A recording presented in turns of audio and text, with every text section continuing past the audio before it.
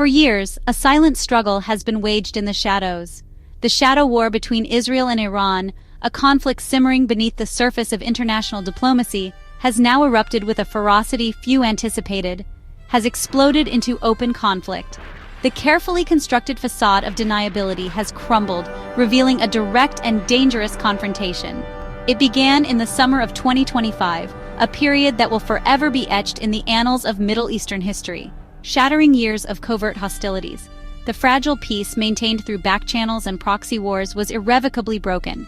Israeli airstrikes deep inside Iran, a bold and calculated move, targeted nuclear sites, facilities long suspected of advancing Iran's nuclear ambitions, and military sites, dealing a significant blow to Iran's strategic capabilities, marking a dramatic shift, a point of no return in the already tense relationship.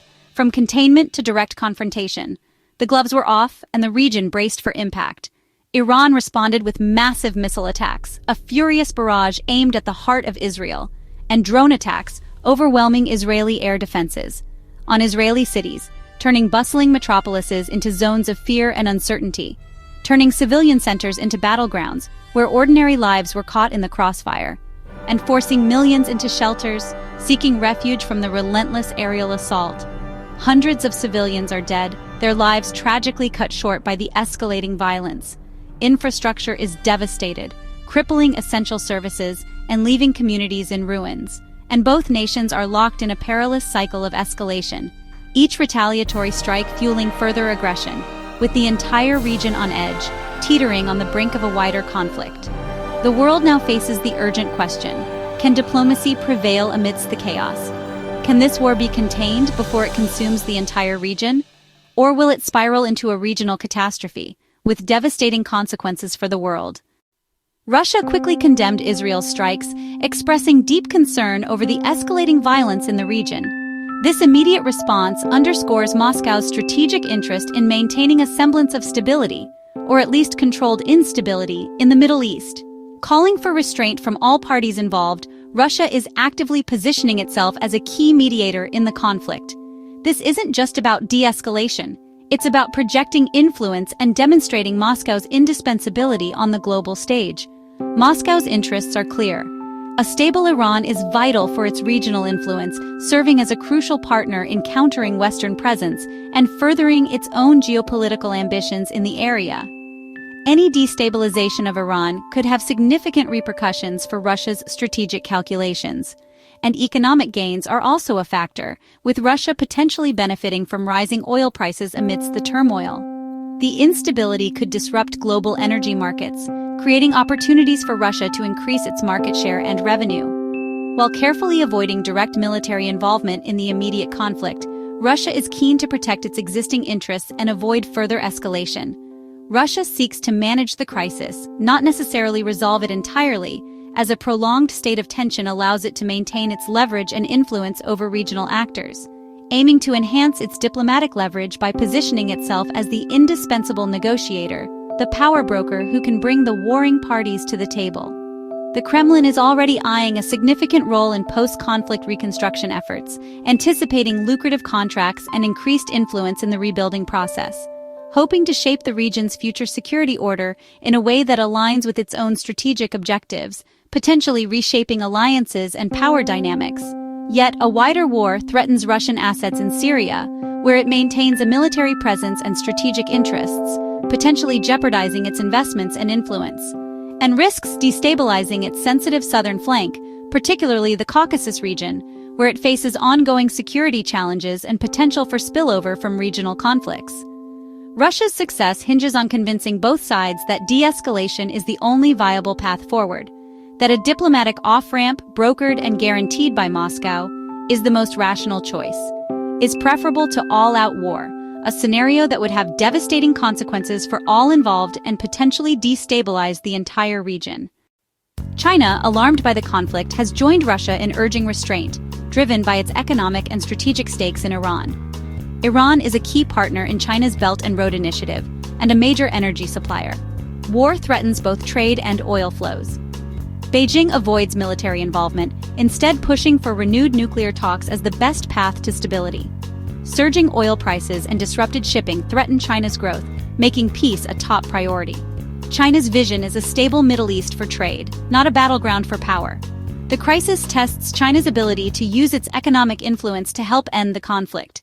Turkey, sharing a border with Iran, condemns Israel's strikes but avoids military involvement, seeking instead to mediate. Ankara's main concern is regional chaos, especially a refugee crisis or empowered Kurdish separatists, should Iran collapse. Turkish diplomats maintain economic ties with Iran while pushing for renewed diplomacy. Turkey's balancing act is driven by security needs, economic interests, and its desire to be a regional power broker. Its position aligns it with Russia and China in opposing Western intervention, but its NATO ties and European links add complexity. Turkey's ability to navigate these pressures may prove crucial in preventing a wider war. For ordinary Israelis and Iranians, war is now a daily nightmare. Sirens, shelters, and mounting casualties.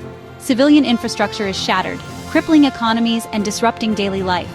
Attacks on energy hubs have sent oil prices soaring, fueling global inflation and threatening economic growth worldwide. Russia benefits from high oil prices, while China and others face economic pain. The destruction means massive reconstruction will be needed, with global powers already vying for influence. But it's civilians who suffer most. Loss, trauma, and fear define life on both sides. The humanitarian crisis adds urgency to calls for a ceasefire and a diplomatic solution. Israel's strikes on Iran's nuclear sites are a high-stakes gamble to halt Tehran's nuclear ambitions. But the attacks may backfire, pushing Iran to abandon restraint and accelerate its nuclear program. This risks triggering a regional arms race, with other powers seeking nuclear capabilities. The specter of proliferation turns a regional war into a global crisis. Russia and China, like the West, want to prevent a nuclear Iran, offering a rare point of cooperation. Only robust diplomacy and a revived nuclear deal can contain the threat. Military action alone cannot erase Iran's nuclear knowledge. The world faces a stark choice: diplomacy or a future shadowed by nuclear danger. The Middle East, a region steeped in history and strategic importance, now finds itself at a critical juncture. The decisions made in the coming days and weeks will have far-reaching consequences, not only for the people of the region, but for the entire world. It stands at a crossroads, a pivotal moment where the path forward is uncertain and the stakes are incredibly high. The ever-present threat of further escalation looms large, casting a shadow over the region and raising fears of a wider conflict that could engulf the entire area. The potential for miscalculation is significant, and the consequences could be devastating. Breaking the cycle of violence, a seemingly endless pattern of conflict and retaliation, is the only way to ensure a more stable and prosperous future for the Middle East. Ultimately, achieving lasting peace depends on the willingness of Israeli and Iranian leaders to engage in meaningful dialogue and find common ground.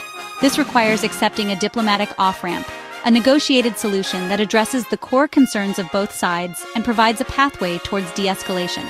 The process will be shaped, in part, by pressure and influence from Russia, a key player in the region with its own strategic interests. China, with its growing economic and political clout, also has a crucial role to play. And Turkey, with its historical ties and regional ambitions, is another important actor in this complex geopolitical landscape. These mediators can offer Iran much-needed economic incentives, providing a lifeline to its struggling economy and encouraging a more cooperative approach. Simultaneously, they must deliver stark warnings to Israel about the devastating costs and far-reaching consequences of a wider war, emphasizing the need for restraint and de-escalation. Reviving nuclear negotiations, bringing all parties back to the table to discuss and address concerns about Iran's nuclear program, is absolutely central to any lasting solution. A comprehensive agreement on the nuclear issue is essential for regional stability and is central to any lasting solution. This requires stronger verification mechanisms, ensuring that Iran's nuclear activities are transparent and subject to rigorous international monitoring. It also demands broader security guarantees, providing assurances to all parties that their security concerns will be addressed and that the agreement will be upheld. Achieving peace in such a complex and volatile region will undoubtedly be difficult, requiring patience, perseverance, and a willingness to compromise. But the alternative, endless war, a never-ending cycle of violence and destruction, is simply unacceptable. The prospect of nuclear risk, The potential for a catastrophic escalation that could have unimaginable consequences is unthinkable and must be avoided at all costs. The world must act together, united in its determination to prevent further conflict and promote a peaceful resolution.